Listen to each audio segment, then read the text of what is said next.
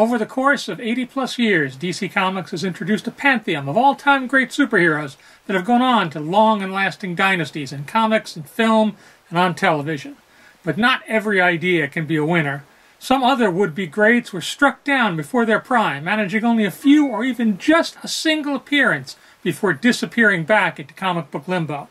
I'm Tom Brevoort, and here are the 5 best-forgotten DC superheroes.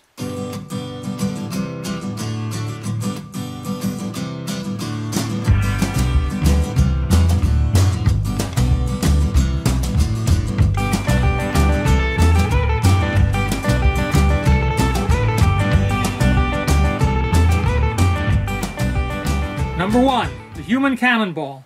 Debuting in the Lois Lane strip in Superman Family number 188, this creation of writer Tom DeFalco and artist Win Mortimer was an out-of-work circus performer who decided to start up a career as a costumed adventurer.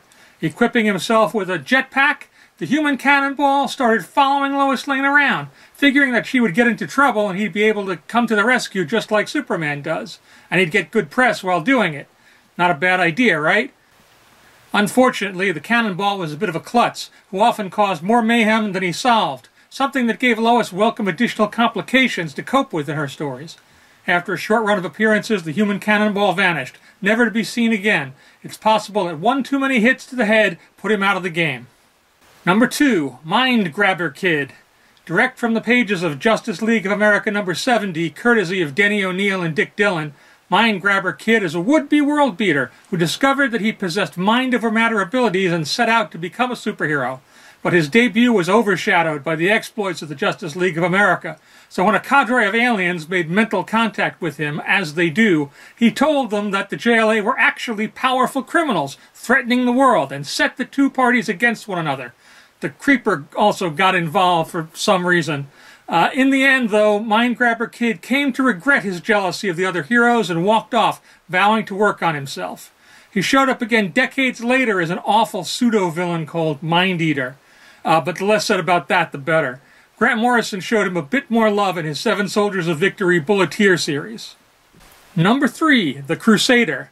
The very first DC superhero active in Detroit, predating the Justice League's relocation there by decades, the Crusader battled crime and fought to keep his city safe.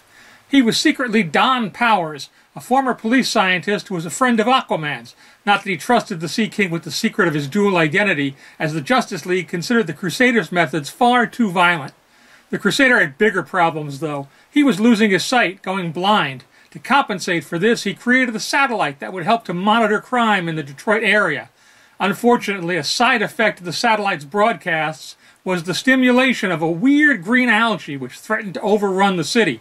But the Crusader was too driven by his mission to worry about the concerns of some lefty environmentalists. And so it was a tragedy when he tripped over some wires he couldn't see and fell from the rooftops, breaking his neck on the ground below. R.I.P. Steve Skates and Jim Aparo chronicled the Crusader's final moments in Aquaman number 56. Number 4. Antilad. Not even the Legion of Superheroes, whom he petitioned to join, know who Antilad is, apart from a baffling photo grid they found in their archives of him. That's because Antilad is from even further in the future than they are, the 75th century to be precise. He was a young historian studying the time stream, in particular the moment when Superboy joined the Legion. But his time scope somehow affected the past, causing Superboy to be rejected for membership.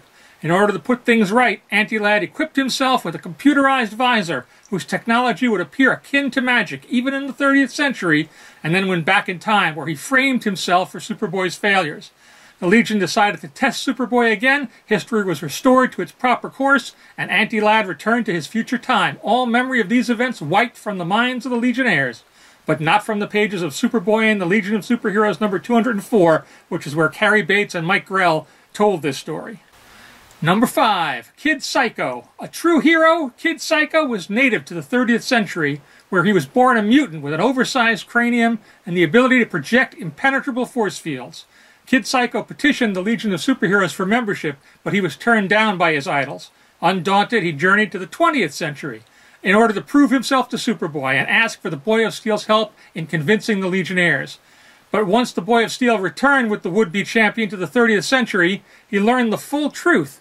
The Legion had determined that every time Kid Psycho used his powers, he was shaving about a year off of his own life. Unable to admit him on moral grounds, the Legion instead created a special designation for him as the first member of the Legion Reserve, heroes who could be called upon only in a case of dire emergency. This all took place in Superboy number 125 in a story by writer Otto Binder and artist George Papp. Many years later, Kid Psycho would perish during the Crisis on Infinite Earths, his shields no protection against the deadly antimatter wave consuming whole universes. It's never been easy to come up with a winning idea that will take the public by storm, and the misplaced efforts of these creators does nothing to diminish their actual accomplishments across the history of comics. Plus, if we've learned anything over the years, it's that you never can tell which of yesterday's obscure, forgotten characters will turn into the superstars of tomorrow thanks to one good story. I'm Tom Brevoort. Thanks for watching.